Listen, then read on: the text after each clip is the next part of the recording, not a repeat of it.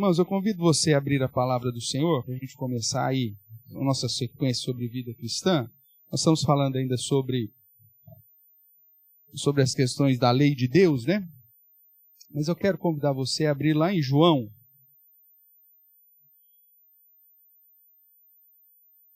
capítulo 8. Até fazendo aí uma conexão com aquilo que Samuel disse aqui na devocional. Então, João, Evangelho de João, capítulo 8, a partir do verso 31, vai dizer assim: disse, pois, Jesus aos judeus que haviam crido nele: se vós permanecerdes na minha palavra, sois verdadeiramente meus discípulos, e conhecereis a verdade, e a verdade vos libertará. E responderam-lhe: nós somos descendência de Abraão, e jamais fomos escravos de alguém. Como dizes tu, sereis livres? Replicou-lhe Jesus: em verdade vos digo, todo o que comete pecado é escravo do pecado. O escravo não fica sempre na casa, o filho sim, para sempre. Se, pois, o filho vos libertar, verdadeiramente sereis livres. Até aqui. Dá uma olhadinha agora em Romanos, capítulo 1. Quando nós falamos de vida cristã, irmãos, nós estamos falando de escolhas, né? E quando você dá uma olhada aqui em Romanos, capítulo 1, só o verso 25, eu quero usar essa expressão aqui do verso para fazer uma contextualização. Falando aqui dos homens que desprezam a Deus e que Deus os entregou a si próprio, o verso 25 diz: pois eles, o que está escrito aí? Mudaram o quê? A verdade de Deus em mentira. Aí são dois verbos na sequência. Quais são? Adorando, né, o gerúndio aí, e servindo a criatura em lugar do Criador, o qual é bendito eternamente. Amém. Irmãos, nós, na vida, de um modo geral, nós vamos servir e adorar alguma coisa. Nós somos criados seres sociais e, ao mesmo tempo, com um senso da divindade. Então, o ser humano, qualquer um, ele vai servir e adorar alguma coisa. Ou nós vamos estar servindo e adorando o Deus Criador, o qual é bendito eternamente, ou nós vamos estar servindo e adorando a criatura. E essa criatura pode ser qualquer outra coisa. Você pode ser servo e adorador de si mesmo. Você pode estar servindo e adorando a beleza, a saúde, a riqueza, a posição social, o reconhecimento, uma série de situações. Porque se você não estiver adorando ao Criador, o qual é bendito eternamente, amém, você vai estar adorando outra coisa. E quando você está servindo e adorando outra coisa, você se torna escravo disso, servo disso. Quando eu estou reconhecendo Deus como Senhor da minha vida, a Bíblia me apresenta como servo dele, como escravo. Ele me comprou. Só que esse Senhor que me comprou, que me chama de servo, é o mesmo que me adotou e que trata comigo como se eu fosse filho. Então, essa é a grande diferença. Mas se eu estou servindo e adorando qualquer outra coisa, então eu estou preso, eu estou escravizado. É o que Jesus diz lá em João 8. Aquele que vive em pecado é escravo do pecado.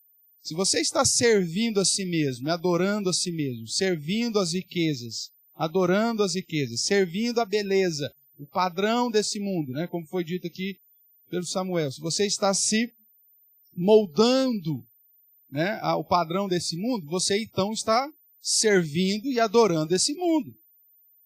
E aí na leitura que ele fez lá de 1 João, diz, olha, esse mundo passa, bem como os seus desejos, as suas concupiscências. Essa escravidão vai te levar para um lugar que você não gostaria de ir. E aí, quando nós falamos de vida cristã, nós precisamos indagar o nosso coração com uma pergunta simples. A minha vida, a quem eu tenho servido e adorado?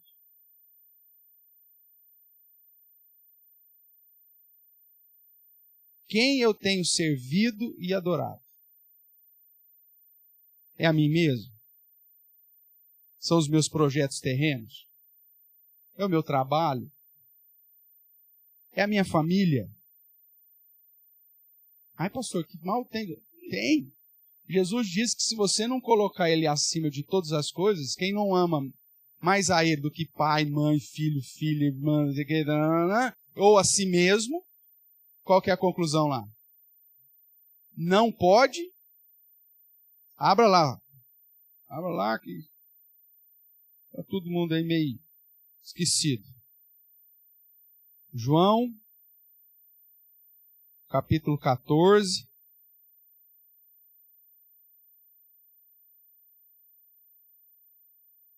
Verso 26.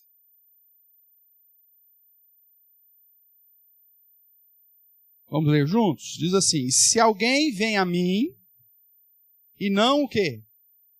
Você está comigo aí, João? Perdão, falei João, desculpa, é Lucas 14. Eu estou aqui em Lucas 14 lendo. João foi o que nós lemos lá em Jesus. Lucas 14.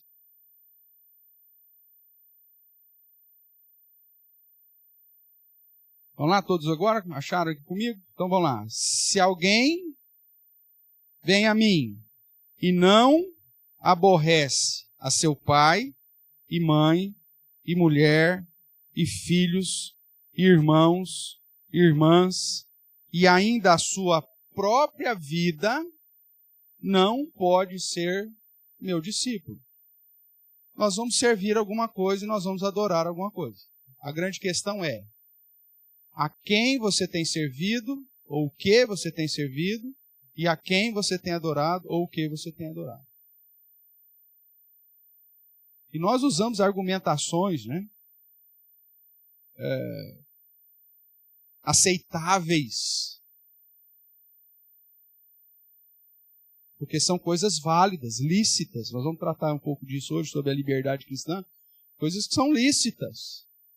Cuidar da família, correr atrás do sustento, do pão nosso cada dia, tudo isso é lícito. Eu não estou falando da postura normal, equilibrada e moderada que a Bíblia nos manda ter em relação a todas as atividades e responsabilidades. Eu estou falando daquele que coloca determinada área da vida, ou determinado plano, ou determinado sonho, ou determinado alvo, como sendo o objetivo do seu serviço. Ele vive para isso, ele serve somente a essa causa, e aquilo é fonte da adoração dele. Tanto que se não der certo, ele se frustra e se mata. Porque para ele o mundo acabou. Porque aquele é a fonte de adoração dele.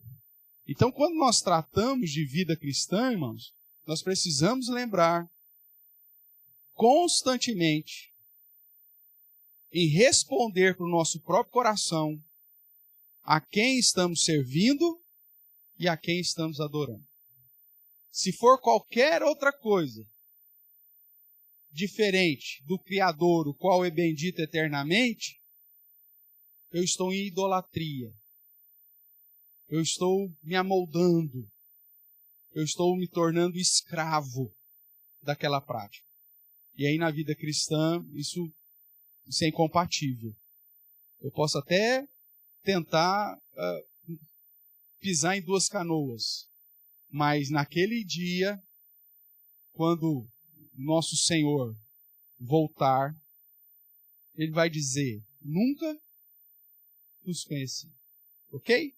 Mas vamos caminhar então aqui na nossa sequência. Nós começamos a tratando então sobre a vida cristã, que a pauta é temer a Deus e andar nos seus caminhos, e que hoje eu apresentei o fato de servir e adorar ao Criador, qual bendito eternamente. Nós já tratamos que precisamos estar cientes da palavra dele. E que a progressão, nós falamos isso semana retrasada, semana passada, que a progressão da revelação, irmãos, precisa ser considerada. E mesmo a primeira aliança, feita aos nossos pais, que servia de sombra, de parábola, né, da aliança em Cristo, chamada nova aliança, isso não pode ser desprezado, porque traz princípios, preceitos, mandamentos e ensinamentos que vão me sustentar e fortalecer a base para que eu possa hoje temer a Deus e andar nos seus mandamentos, servindo e adorando ao Criador, o qual é bendito eternamente. Amém. Tudo bem? Então nós vimos que a lei de Deus, a revelação de Deus, já falamos sobre a revelação especial de Deus lá no começo do curso, mas tratando especificamente da lei, ela é dividida em lei moral, cerimonial e judaica.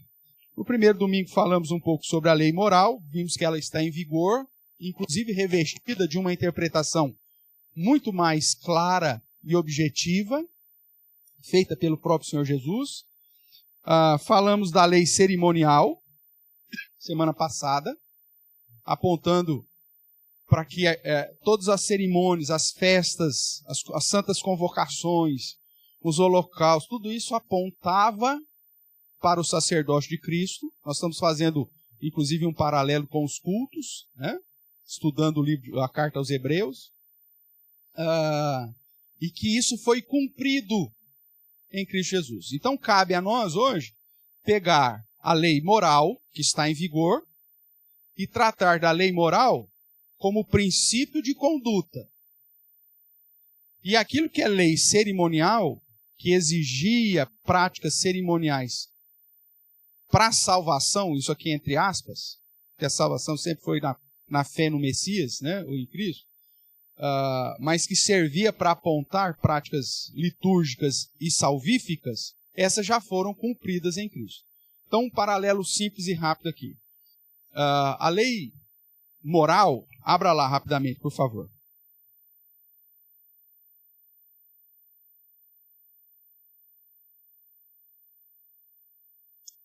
A lei moral, ainda nos mandamentos que tratam. Se você não sabe onde está a lei moral, eu vou me matar aqui. Onde estão os 10 mandamentos, meu irmão? Êxodo 20. Se você não sabe isso, eu vou te matricular no berçário na escola dominical. Êxodo capítulo, né, Gabriel? Êxodo capítulo, eu fiz de propósito, irmãos, eu sou maldoso, viu, Helene? É a minha parte pecaminosa, né? De vez em quando aflora, né? Para fazer os outros passar vergonha. Mas vamos lá.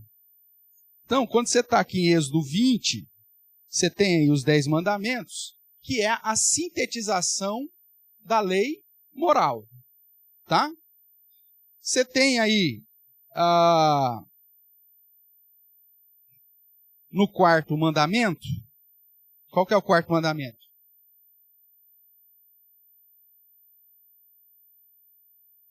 Não. Lembrarás do dia de sábado. Vamos lá, para você identificar aqui, o comitê de tradução aqui facilitou a sua vida. Olha só que maravilha. Afinal de contas, estão lá recebendo para isso, tinha que fazer alguma coisa boa para nós. Então, o que eles fizeram? Eles colocam em negrito aonde começa cada uma das leis. Está aí na sua Bíblia? Tem em negrito?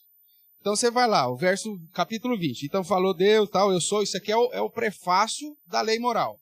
Aí o verso 3 está em negrito, não está? Tem um Nzinho aí em negrito?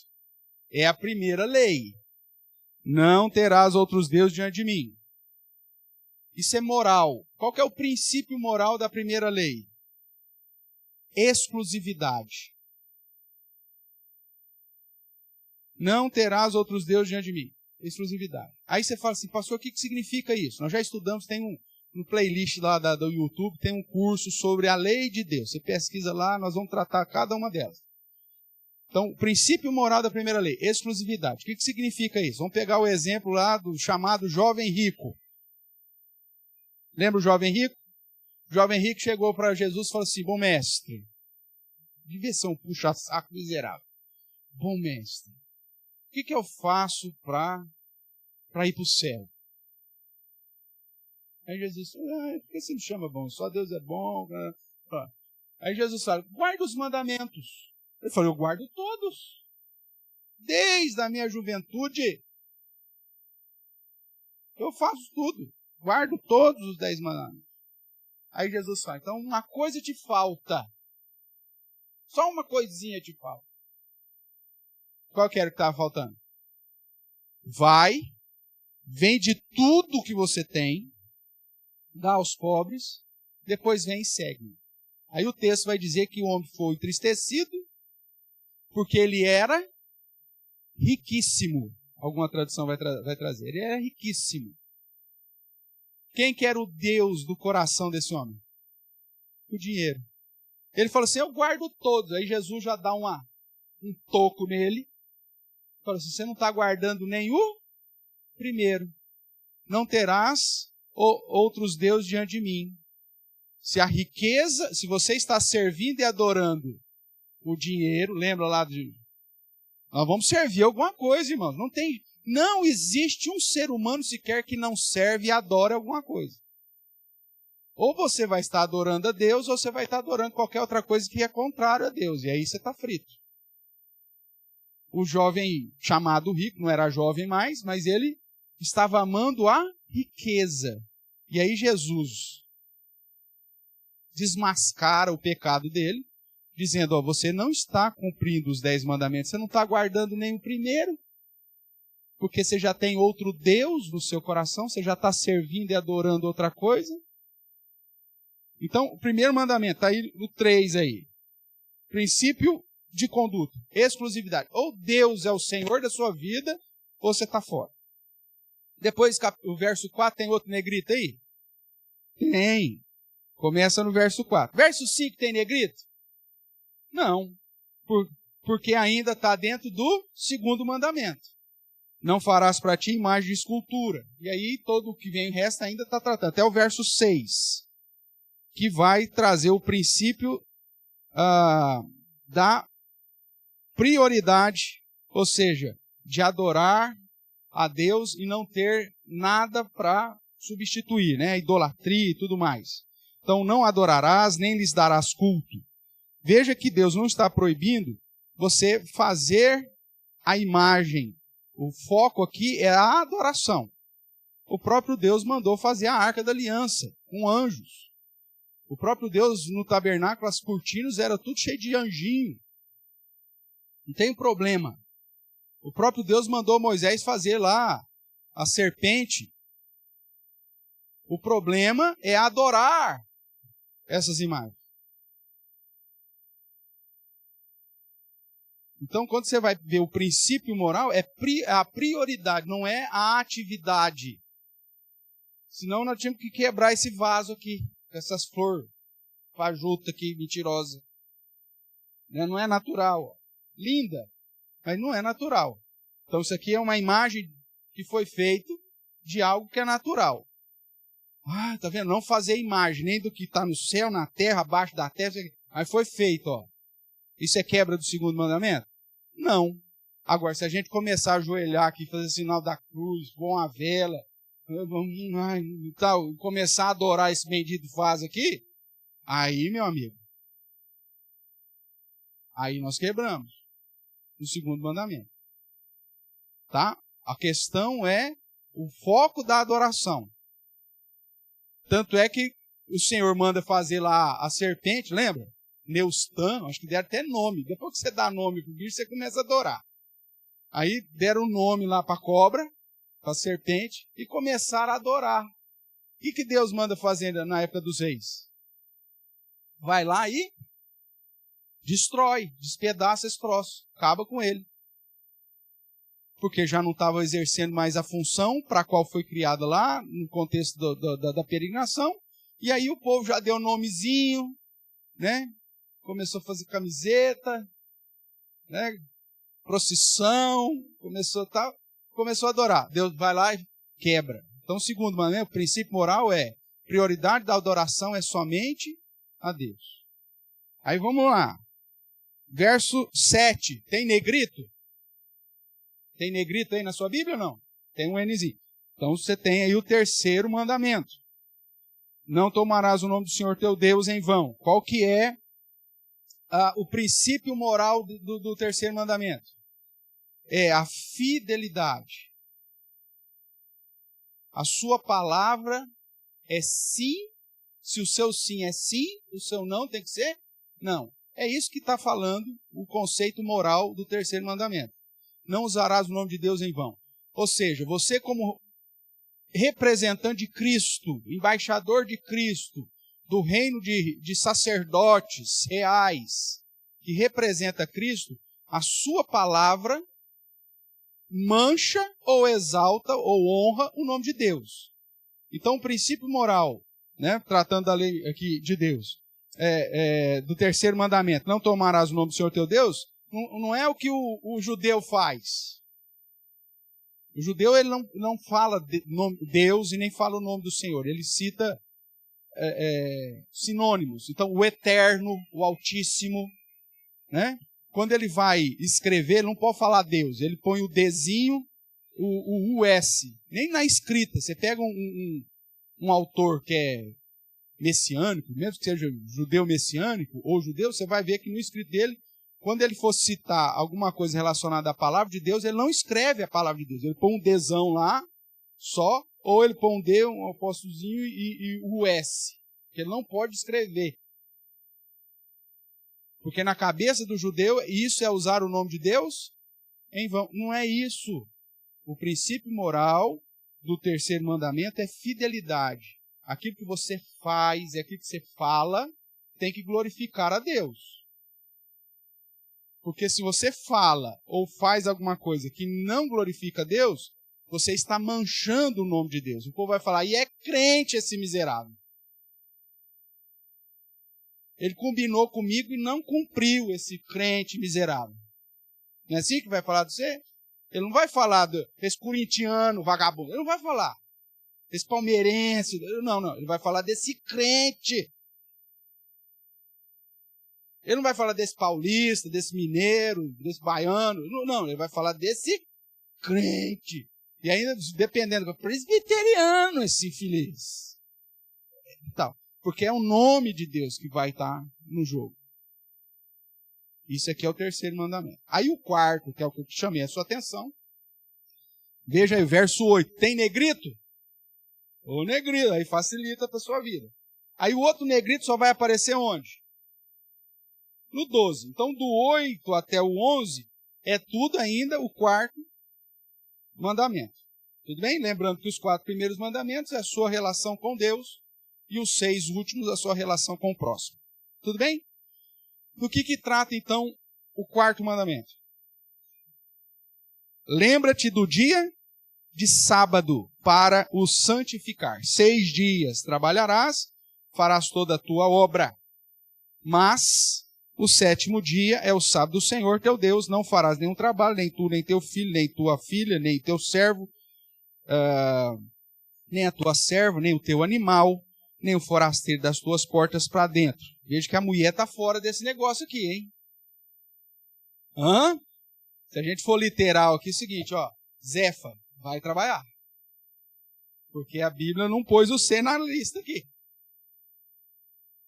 Diz aí, ó, presta atenção. Mas o 7º dia, estou no verso 10, é o sábado do Senhor teu Deus, não farás nenhum trabalho. Nem tu, eu estou livre, nem o meu filho, nem a minha filha, nem o meu servo, nem a minha serva, nem o meu animal, e nem o forasteiro das tuas portas. Cadê a esposa aqui? Está aqui na relação? Não, então, se eu for literal aqui, eu vou dizer, ó, no sábado só trabalha a mulher. Porque, basicamente, a revelação era para o homem. O homem é o sacerdote do lar. Então, por isso, tu. Nem tu, nem teu filho, nem tua filha. Nananana. Por que, irmãos, Moisés teve esse lapso aqui? Não, na verdade não teve. A tradução aqui, a ideia é o geral, mas a tradução, né, seguindo o padrão aqui, não apresenta mesmo a figura da mulher, mas porque o foco não é literal, como os outros também não. E aí entra a relação que eu quero, o exercício que eu quero fazer contigo, da lei moral com a lei cerimonial. Na lei moral, então, você tem, lembra-te do dia de sábado para santificar. A pergunta não é o que eu faço com o sábado, mas qual o princípio moral disso. Eu falei para você que o princípio moral da primeira lei é exclusividade, o princípio moral da segunda lei, no verso 4, é a prioridade. O princípio moral da terceira lei é a fidelidade. E o princípio moral do lembra-te do sábado é a confiabilidade. É você tirar um dia da semana, que você poderia estar ganhando dinheiro, para não fazer absolutamente nada que vai gerar renda para você, porque você confia que Deus é quem te sustenta. Por isso é o princípio da confiabilidade. Isso não tem nada a ver com a lei cerimonial. A lei cerimonial exigia a guarda do sábado, cerimonialmente falando. Onde é um dia que você ia fazer as coisas de Deus, que você não podia ter trabalho nenhum, cerimonialmente. O princípio moral continua valendo hoje. Eu vou reservar um dia em 6, e aí a convenção, né, entre os crentes é que conta, no caso, desde do início da igreja cristã, o primeiro dia que apontava para a ressurreição de Cristo, uma série de coisas, foi colocado em convenção para ser esse dia que eu vou demonstrar a minha confiabilidade no sustento que vem de Deus. Agora, isso não é uma prática cerimonial. Por isso que Paulo vai dizer que ninguém te julgue por causa de festa, de luz e de sábados. E o presbiteriano guarda o domingo. É que diz que tem que guardar o sábado. A lei cerimonial diz que era o sábado, o 7º dia. Ponto. A lei cerimonial foi cumprida em Cristo. Jesus é o Senhor do sábado. Então, eu não tenho mais a responsabilidade, o apóstolo Paulo deixa isso claramente para mim, que eu não tenho a responsabilidade cerimonial de guardar num dia em 6, ou no caso, sábado. Mas ainda pesa sobre todo cristão a guarda do mandamento moral,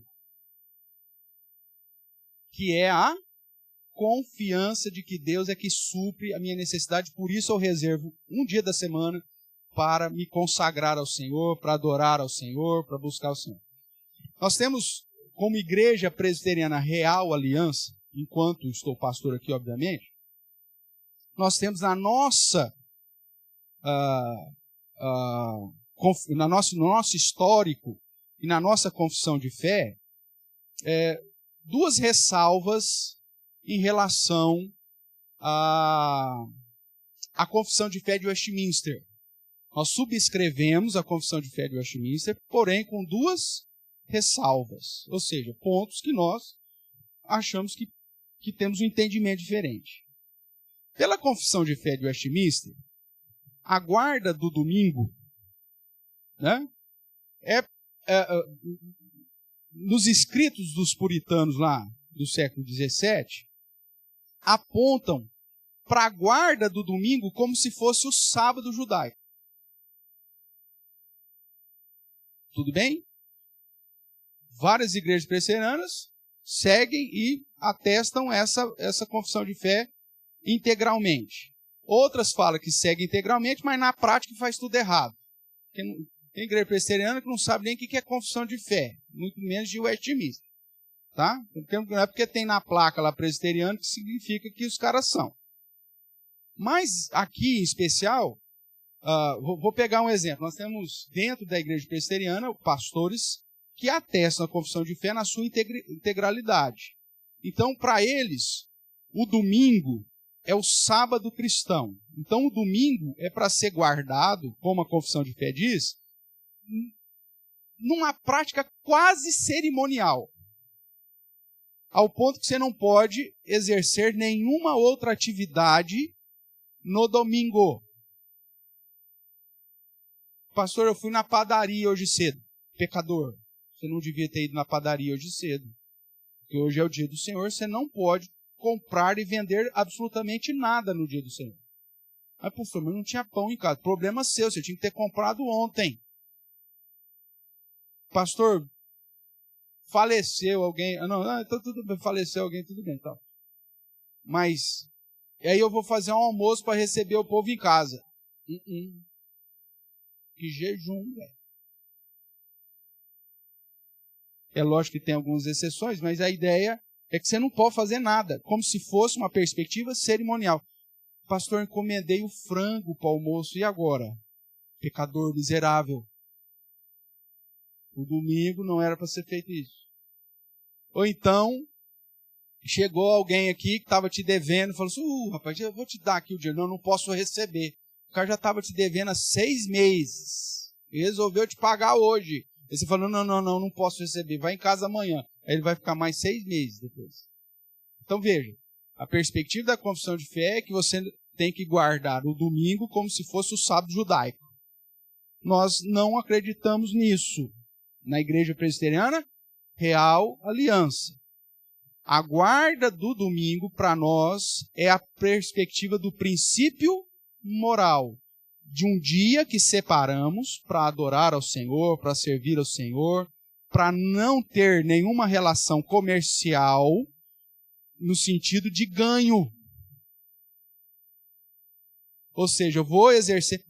eu tenho uma empresa, eu vou trabalhar de domingo, pastor. Não. Mas tá bom, eu tenho uma empresa, não vou trabalhar de domingo, mas eu vou deixar o gerente e os meus funcionários trabalhando. Não. Porque nem tu, nem o seu animal, nem o teu servo, nem a tua serva, nada. O princípio é de confiança.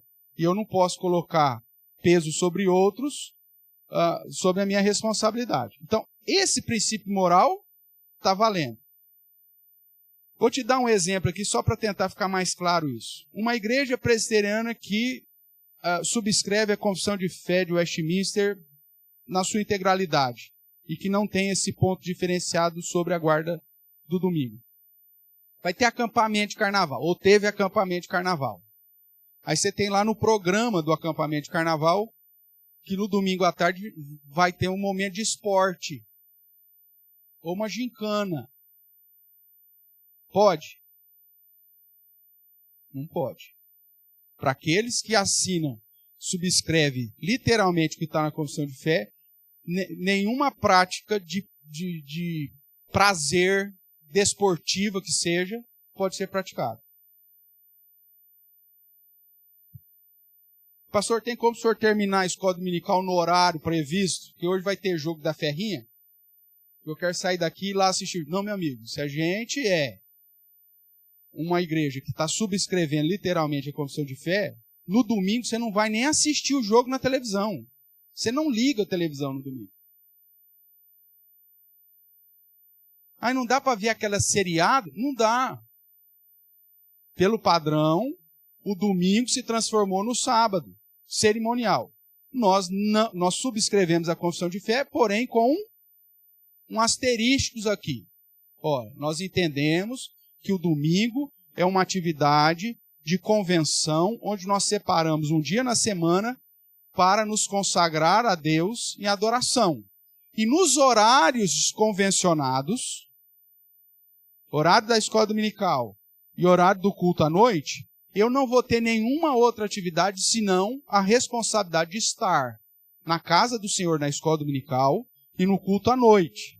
Agora, se às 14h eu resolver fazer a festinha de aniversário do meu filho, posso? Se você subscreve totalmente a confissão de fé, você não pode. Para nós, não tem problema nenhum. convidar até o pastor para fazer uma oração para o menino lá e fazer um evangelismo com o meu sogro, que não é crente. Não tem problema nenhum, eu vou lá.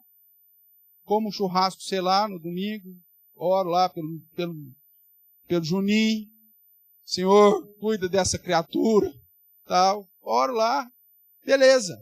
E falo, gente, ó, termina a festinha aí até umas 6 horas da tarde, para dar tempo da turma chegar no culto, que é às 19. E aí tá todo mundo aqui, às 19. Até o fofão lá que foi, tal, tá aqui. Tudo bem? Então, na nossa perspectiva, o guardar do domingo é o princípio moral. Por isso que a gente pega no pé que todo membro da igreja tem que estar na escola dominical e no culto. Isso aqui é o princípio moral que nós confessamos. Essa é a nossa responsabilidade. Os momentos que a igreja estiver... Ah, pastor, se nós resolver no domingo, um domingo no mês, fazer uma reunião de oração às 3 da tarde, minha responsabilidade está aqui. Porque é aquele dia que eu reservei. A partir do momento que há uma convenção e determina as atividades que eu vou ter dentro daquele dia, do princípio moral, então eu tenho a minha obrigação. Eu tenho a minha obrigação. Agora, vai ter o acampamento. Pastor, podemos jogar uma bola no domingo à tarde? Para nós, Igreja Presbiteriana Real Aliança, tudo bem. Desde que o jogo termine, com o tempo dos trabalhos convencionados não sejam prejudicados. E que você jogue de uma maneira santa e piedosa. Porque senão você é passivo de disciplina. Como tem que ser todos os dias. Mas se a gente resolver que vai jogar bola lá no acampamento no domingo, tem que ser um ato santo nosso lá. Tudo bem? Ou se nós vamos fazer uma gincana bíblica, ou se nós vamos fazer... Não tem problema. Desde que nós não quebremos o princípio da confiabilidade, que é o princípio moral do 4º mandamento. Não, pastor, eu acho que tem que guardar o domingo numa perspectiva cerimonial.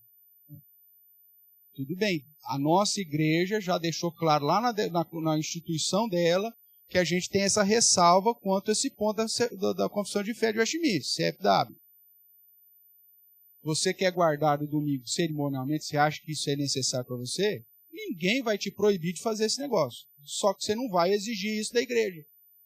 Porque você já sabe que aqui nós temos um entendimento diferente desse ponto.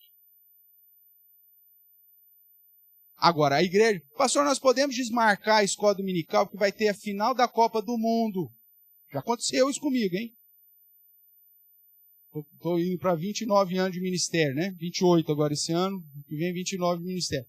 Já por 2 ocasiões, final da Copa do Mundo, caiu no domingo, horário de atividade cultica. E aí? Problema da seleção, cara. Eu tenho meu compromisso, eu sirvo e adoro ao Senhor, não à seleção brasileira. Ok? Então, o que nós fizemos? Teve um ano, acho que foi no Japão, 2002, caiu justamente no horário lá. Falei, gente, se vocês quiserem assistir, eu acho que é madrugadinha, se vocês quiserem assistir, não tem problema não, só que a escola dominical vai ser no mesmo horário. E teve um dia, acho que a Copa de 98, caiu no domingo de manhã. Uma coisa assim. Aí veio uns incircuncisos, filisteus, miseráveis, no meio do rebanho, e falaram assim, ô pastor, vamos mudar o horário. Estaremos aqui. E quem não vier é passivo de disciplina, se eu fiquei sabendo que é só por causa do jogo, hein? Se você não vem, você tem que trazer um atestado. Estava tomando soro. Porque é sua responsabilidade quanto à lei moral. Não cerimonial. Quanto à lei moral. Alguns ainda são mais leves ainda. O que eles vão falar em relação à lei? Eles vão dizer assim, não, é um dia na semana, qualquer dia. Isso é perigoso, né? Apesar de não ser uma questão cerimonial, é perigoso. Porque aí de manhã chega para mim e fala, passou para mim é na quarta. Aí o Fernando falando, para mim é bom na sexta. A Roseli, para mim é na segunda. E aí você vai ter comunhão dos santos? Vocês vão estar reunidos para partir o pão? Não. Então é a convenção. E aí, no caso, a igreja, desde o início, convencionou o primeiro dia da semana como o dia do povo estar reunido para partir o pão, que é uma atividade litúrgica, né, em adoração e comunhão. Então, aí não dá para você abrir o leque, né, e falar assim, não, então cada um resolve qual que é o dia do Senhor para você. Não, não, não. Existe uma convenção, existem horários convencionados, e é isso então que nós vamos seguir. Esse é o padrão. Agora, pastor, vamos imaginar um contexto igual eu tive na África. Não tenho energia elétrica, estou no meio da aldeia. Adianta eu manter um culto lá às 7 horas da noite? Não, ninguém vai. 7 horas da noite não tem nem como ir. Não tem energia, não tem nem como fazer o culto. Então, convencionamos que o culto, a escola dominical e o culto seria de manhã. Então nós ficamos das 9 até as 2 da tarde na igreja. Credo? Eles só almoçam às 3 da tarde. Cultural deles. Então, nós usávamos toda essa parte da manhã lá na igreja. Igreja presbiteriana de Sítio Gadame. Está lá. Pela graça de Deus. Nem sei quem está tocando lá, mas está lá. Então veja. Convenção. Porque era dentro das realidades nossas ali. E a escola dominical, pastor? Você diz junto? Era mais ou menos. Porque lá é o seguinte, se você prega menos de 3 horas lá, o povo fala que você está doente.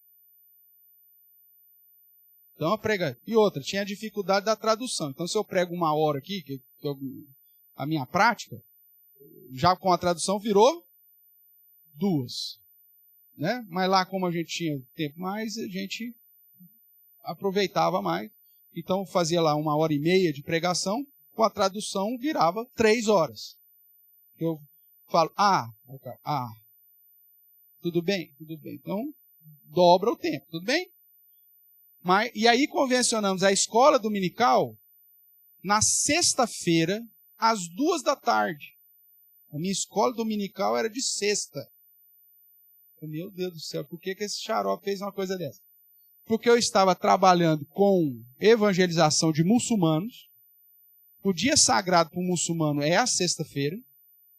E a hora de ir para a mesquita é às 2 da tarde.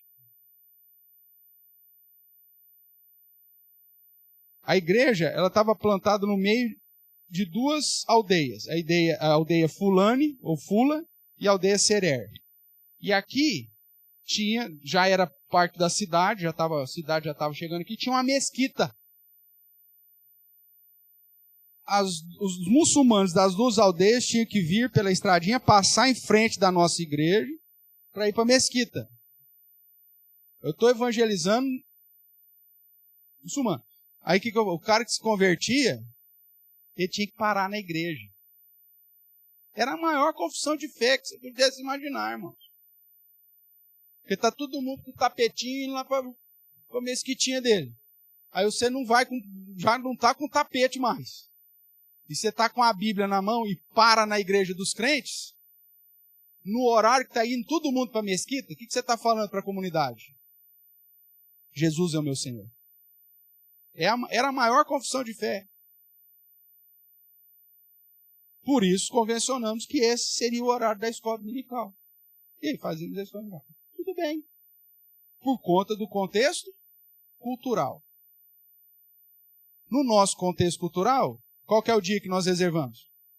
Domingo. E as atividades que nós temos? Escola dominical, culto à noite. Pronto. Essa é a sua responsabilidade moral. Não é cerimonial. Sua responsabilidade moral em guardar o 4º mandamento. Ficou claro aqui? Tudo bem? Beleza. Então a lei de Deus segue aí. Agora, tratando da última divisão, então nós falamos da lei moral, lei cerimonial, falando da lei civil, nós vemos que a lei civil ou judicial de Israel deixou de vigorar sob o Novo Testamento. Por quê? Justamente porque era uma lei específica para o povo judeu. A partir do momento do Novo Testamento que os gentios foram agregados à fé cristã, então não tem como você aplicar uma lei que é específica de um povo para todos os povos. Mantém os princípios, mantém os preceitos, mas não o princípio, mas não a ideia de que é uma responsabilidade. Se assim fosse, o Brasil como um país cristianizado, né, e tal, se a lei judicial judaica tivesse seguido o padrão de todos os cristãos durante toda a existência, então cada país teria que assumir a lei judicial bíblica. Não é isso que está em vigor, Jesus nunca colocou isso como padrão. O muçulmano, o islâmico já faz isso. A partir do momento que ele vai islamizar um determinado país, ele vai aplicar sobre aquele país a Sharia, que é a lei judicial deles. O cristão não faz isso. Abra sua Bíblia lá em Mateus, capítulo 5.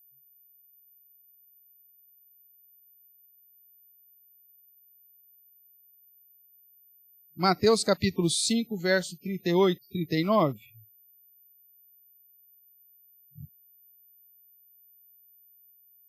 Aqui Jesus, no Sermão da Montanha, ele está tratando da lei moral, né? Quando diz que ele veio cumpri-la. E aí ele diz, ouviste que foi dito, não matarás. Eu, porém, vos digo que se você odiar alguém no coração, já matou. E aí, vai, ouviste que foi dito, não adulterarás. Ouviste que foi dito, não farás, não jurarás falso, ou não usarás o nome de Deus em vão, e tal. E aí, no verso 38, ele vai usar um dos princípios judiciais do povo de Israel. Ele diz aí, ouvistes o que foi dito, olho por olho, dente por dente. Isso está na lei moral? Você já leu lá Êxodo 20. Você viu esse mandamento lá em algum lugar? Não, isso aqui era da lei judicial. Se alguém feriu, deve ser ferido. Alguém matou, vai morrer também. Isso pertencia à lei judicial, civil deles. Jesus trata aqui, e ele vai dizer, eu, porém, vos digo, não resistais ao perverso, mas a qualquer que te ferir na face direita, volta-lhe também a outra. E a qualquer que demandar contigo e tirar-te a túnica, deixa-lhe também a capa. Se alguém te obrigar a andar 1 milha, vai com ele 2. Dá a quem te pede, e não voltes às costas que deseja que lhe emprestes. Ou seja, Jesus, ele não referenda a lei judicial como uma prática do cristianismo, mas o princípio que a lei trazia, que era um princípio de equidade, isso é mantido. Você vai ver em outro momento aqui, deixa eu ver se eu acho aqui que eu não anotei.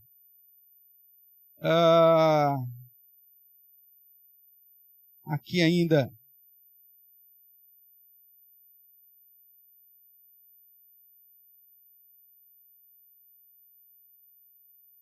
Dentro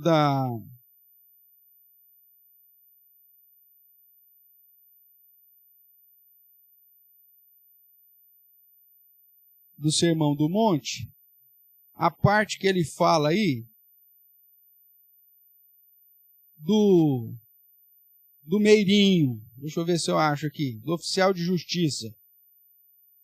Se quiser dar uma vasculhada aí para achar comigo. Isso, aqui ó, capítulo 5, a partir do verso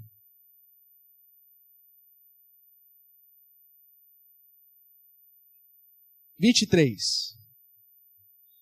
Se, pois, ao trazeres ao altar a tua oferta, e ali te lembrares de que teu irmão tem alguma coisa contra ti, deixa perante o altar a tua oferta, vai primeiro reconciliar-te com teu irmão. E então, voltando, faze a tua oferta.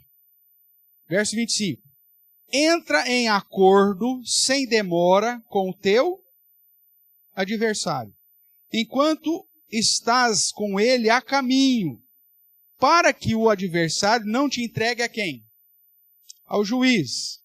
E o juiz ao oficial de justiça. E sejas recolhido à prisão. Em verdade te digo que não sairá dali enquanto não pagares o último centavo. É outra questão relacionada à lei judicial. O que Jesus está falando, ele não está usando a lei judicial para colocar como uma prática de todos os cristãos, de todo o mundo, de todos os governos. Mas ele está usando os princípios. Aqui no caso, o princípio de Mateus 25 a 26 refere-se à ideia de você pagar a sua conta em dia, você combinar, o que você combinou, você cumpre, ou então negocie isso, porque se alguém te levar para a justiça e a justiça te condenar, não é porque você é crente que você está isento da justiça do homem. Se você conversa com o teu adversário antes dele apresentar uma ação contra você. Porque se o juiz julgar e te condenar, meu amigo, você vai ficar lá cumprindo com a legislação vigente. Não é porque você é crente que isso não vai acontecer. Então, Jesus reconhece a lei judicial, a lei civil, tanto aqui no caso da prática de fidelidade, né, dos contratos, quanto na questão relacionada lá do olho por olho, dente por dente, e coloca isso como princípios de equidade, daquilo que se espera do crente na vida cristã. Vai existir momentos que a lei em vigor é injusta. Vai ocorrer momentos que a lei em vigor nossa, vamos pegar um exemplo, a lei trabalhista nossa, vai ser injusta. E aí o que Jesus está dizendo é o seguinte: você como cristão, a sua justiça tem que prevalecer. Veja aí, ainda no verso 20 do capítulo 5. Porque vos digo que se a vossa justiça não exceder em muito a dos escribas e fariseus, jamais entrareis no reino do céu. Então o que Jesus coloca em relação à lei judicial, irmãos?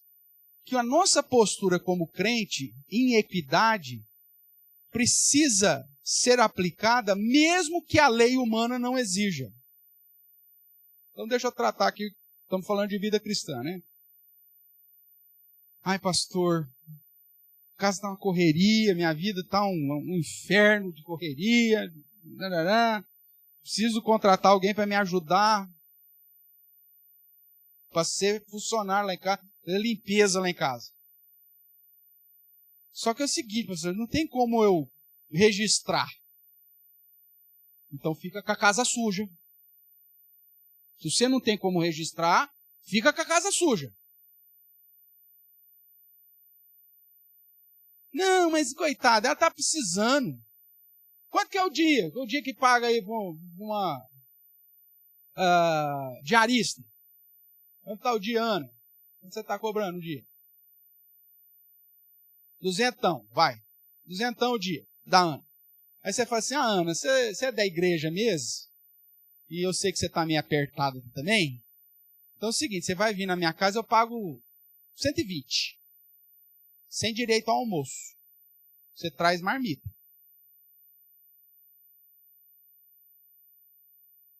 E não vai muito no banheiro não, porque a água está cara, você fica dando descarga. Tudo bem? Amigo, se a sua justiça não exceder a dos fariseus, você não é crente, cara. Ah, mas eu não tenho condição de registrar a Ana.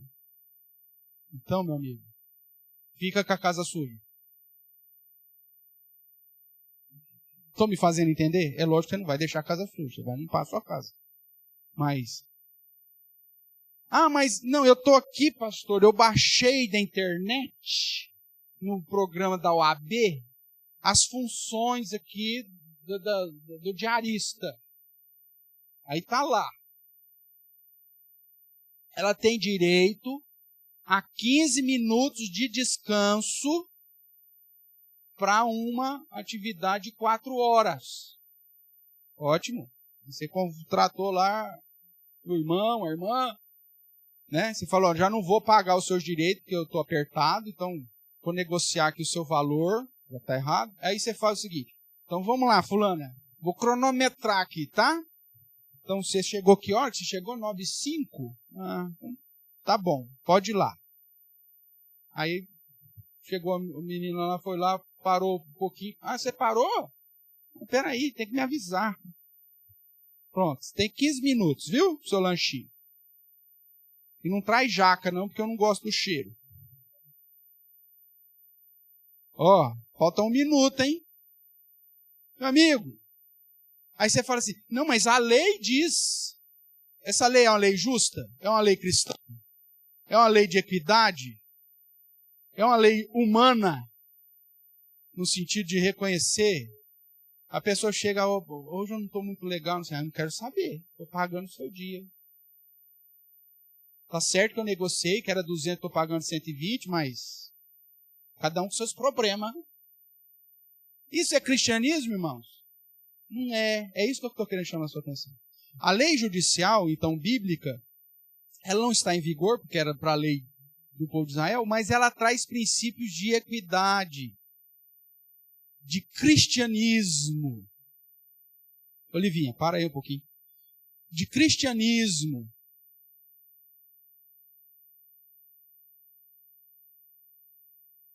Ela traz padrão de humanizar.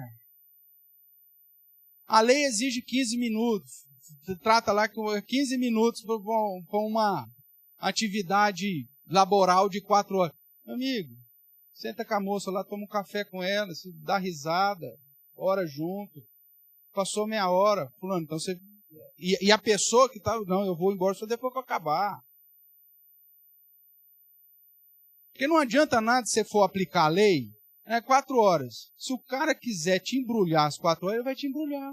Não vai acontecer isso? Então, tanto o funcionário cristão, ele vai ter uma postura de equidade, quanto o patrão. Porque ambos estão fazendo porque servem e adoram a quem? Quem? O Criador, qual bendito eternamente. Amém. Então, o cristão ele não precisava estar preso à lei judicial. Porque às vezes a lei judicial ela não vai ter equidade nela. Tanto de um lado quanto do outro. Ou você é funcionário lá, você tem um funcionário, você tem uma empresa, você tem não sei quantos funcionários. Se o cara quiser embrulhar, meu amigo, se ele não tiver temor a Deus, o que ele vai fazer? Ele vai enrolar, cara. Ele é pecador, miserável, igual você.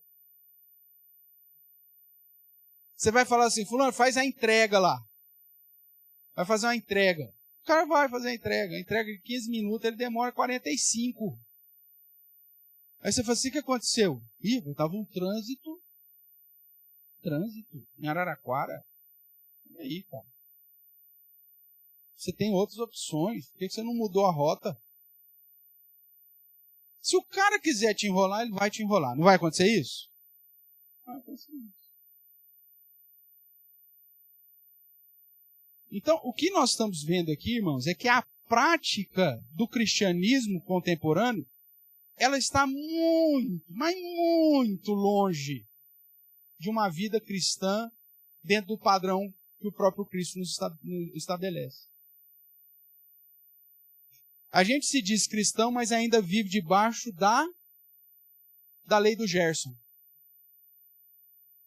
Nós somos mais gersonitas do que cristãos. Lembra da lei do Gerson? O pessoal que é mais antigo, mais novo não lembra. Mas o pessoal mais antigo, que era um jogador, né? Que por conta de uma campanha publicitária acabou sendo cunhado aí a chamada lei do Gerson. O que o Gerson falava? Que ele queria ter vantagem em tudo. Eu sou esperto. Eu quero ter vantagem em tudo. O cristianismo brasileiro tem muito mais do Gerson do que de Cristo. Porque na prática moral minha, de vida cristã, eu desprezo os princípios da lei moral, que nós mencionamos rapidamente aqui, né? A lei cerimonial, obviamente, já foi cumprida, mas traz também alguns princípios relevantes da fidelidade e tudo mais, e da lei judicial, que Jesus não aplica sobre todos os povos cristãos, mas que continua trazendo princípios, principalmente o princípio da equidade, de você ser correto, de você agir ciente da justiça de Deus, seja lá com o seu funcionário, ou seja, você sendo funcionário. Se a gente aplicasse o cristianismo como tem que ser, irmãos, facilitaria muito a nossa vida. Então, para finalizar aqui, com a entrada dos gentios e o avanço do evangelho sobre as nações, a lei judicial serve apenas de princípio para os povos, inclusive para nós. E como princípio tem que ser observado. Quanto à lei moral, que foi entregue também por Deus no Monte Sinai, em 10 mandamentos escritos nas 2 tábuas, vemos que os primeiros 4 mandamentos contêm os deveres para com Deus, os outros 6 nossos deveres com os homens. Essa lei está em vigor. E a lei moral obriga a todos a prestar obediência a Deus para sempre. E Cristo reveste essa lei com maior vigor.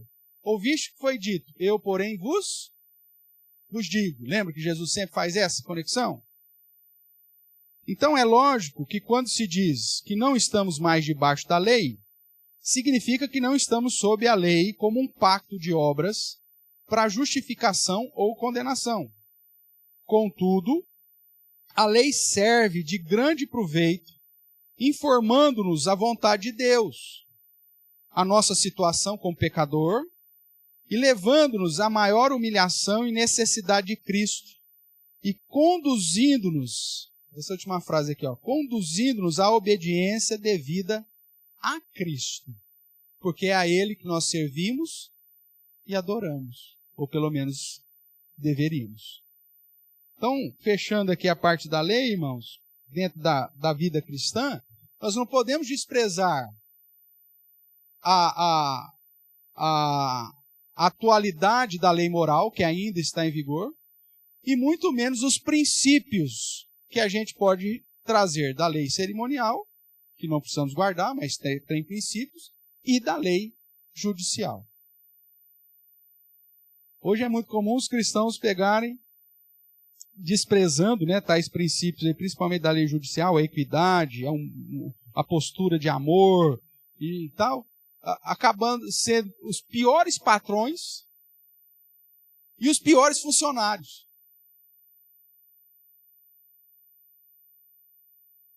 Tem gente que prefere contratar nóia do que contratar crente. Fala assim, não, pastor,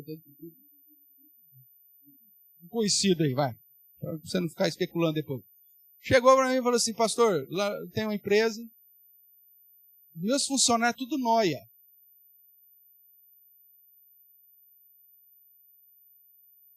Horário de almoço, eles saem, vão por uma praça perto da empresa lá para ir fumar maconha. É tudo noiado. Mas não me dá um pingo de trabalho. Já tentei pôr uns irmãos lá para trabalhar. Meu Deus do céu! É os caras que não chegam no horário. É os caras que toda hora inventa atestado falso. É os caras que, quando você vê, está escondido no banheiro. Não, os noiados, eles só vai lá do meio-dia a 1h30. Eles vão lá, escondidinho lá, sabe lá Deus aonde. Tal, e vem depois, numa paz, numa tranquilidade, trabalha tranquilo com nós lá, não mexe com ninguém, não me rouba, não pede atestado para nada. Uma bênção os nóia. Os crentes só me dá trabalho.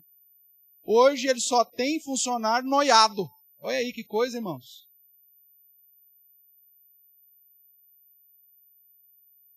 Aí você fala assim, isso é uma vergonha para mim, como crente. Não é como pastor, como crente. Mas por quê? Porque a igreja não tem ensinado os cristãos a viverem como cristãos. desprezam a lei de Deus. E aí a prática cristã se torna uma prática gersonita, né? De Gerson, e não de Cristo. Que Deus tenha misericórdia de nós, que nós possamos agir corretamente como embaixadores de Cristo, como reinos de sacerdotes, para a honra e glória do Senhor, no dia a dia da vida cristã. Amém?